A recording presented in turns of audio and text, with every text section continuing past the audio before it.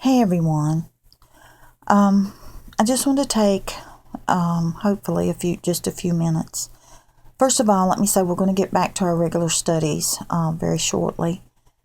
In light of all that has happened on YouTube in the last couple of days, I had to step back.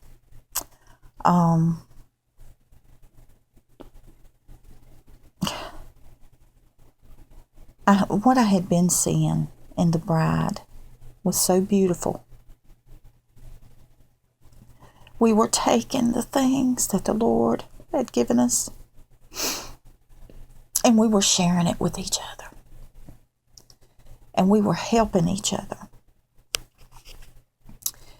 And, one thing that I have learned is we have to use discernment every time, no matter how well we know someone. We do have to use discernment every time that we view something. But with what has occurred, it just saddened me so, and it disheartened me so. And it made me question my own ability to discern things. I've never had a lot of problem with that before. And I don't know, I just had to step back because I was really confused. I sought the Lord in these things, and he showed me some things, and he answered my questions. I'm not going to get into all that, but one thing I did want to say is that the Lord did show me that this was about division and separation. And but he keeps bringing back to me, not all things are what they seem. Not all things are what they seem. And I feel like I understand what he is meaning by that. But that's for you to seek the Lord on. Seek the Lord on it, okay? Because that's when it will become real to you, when he reveals what that means, okay? I love all y'all with all my heart. And all of y'all have been an encouragement to me at some point or another. Each of the ones involved in this have been an encouragement to me at some point or another.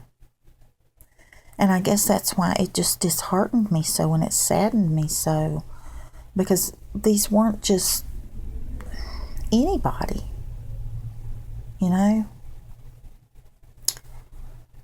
But that brings me to my next point.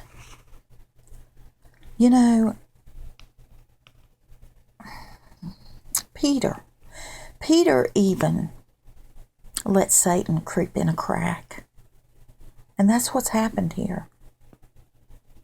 Satan has creeped in some cracks. Not just one, not just two. He's creeped in some cracks. And the Lord has shown me that, if you look at Peter loved Christ. He walked with Christ. He was ready to die for Christ. But yet he denied Christ 3 times. Right after he said that he would die for Christ. And Jesus even warned him about it. And it still happened, okay? Just as we know to be aware, we've been warned that Satan will creep in and use anything that he can to come against us. But the thing that the Lord was showing me through the story of Peter and how he denied Christ 3 times is how much Peter loved the Lord, how much he loved Jesus, and he still opened a crack that Satan penetrated and used to tempt Peter. And Satan had his way there, okay?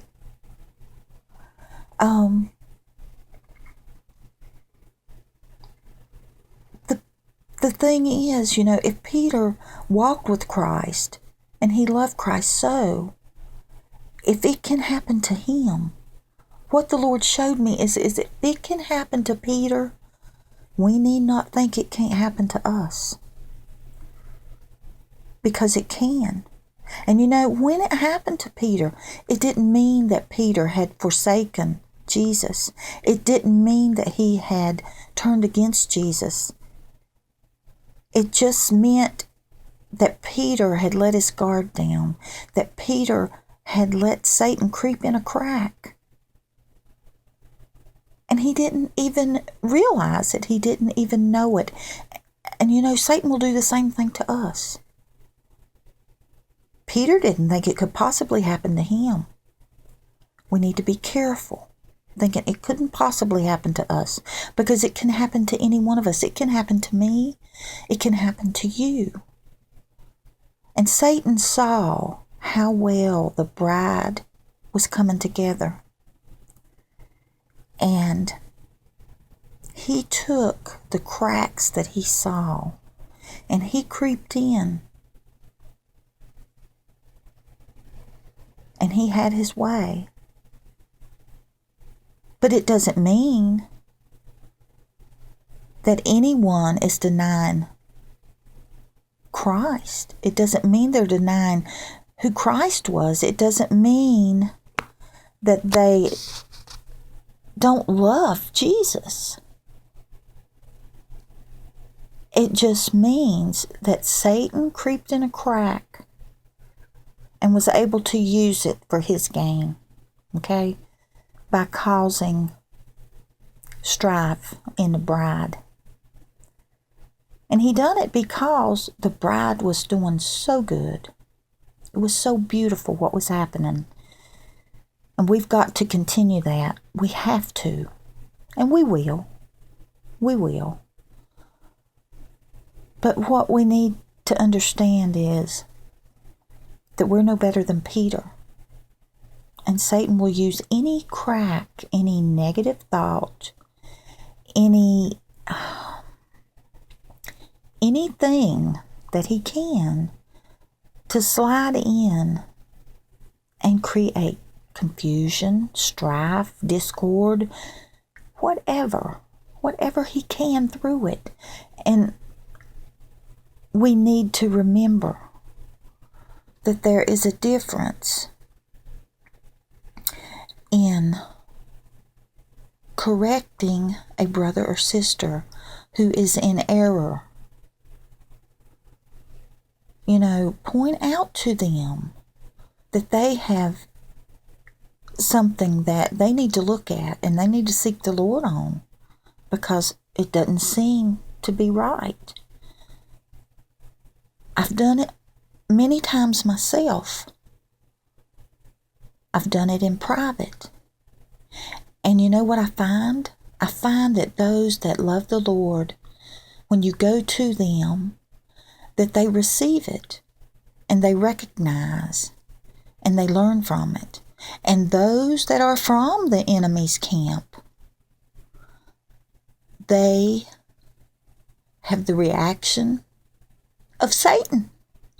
And clearly, then you know clearly where they're from. If somebody is from Satan's camp, yeah, we need to point that out. But we need to be able to recognize when someone is a brother or sister that needs correction and error. Because we're no better than Peter. None of us are any better than Peter. And Peter loved the Lord, and he let Satan creep in, but he didn't quit loving God. He didn't quit loving Jesus. He didn't quit following Jesus. That's my point, okay? I don't want anyone to take this in a bad way. But I know no matter what we say, things get misconstrued. I'm not trying to say anything against anyone. I'm just saying what I feel in my heart. We've got to be a unit. We've got to love each other. We've got to come to each other in a way that helps one another.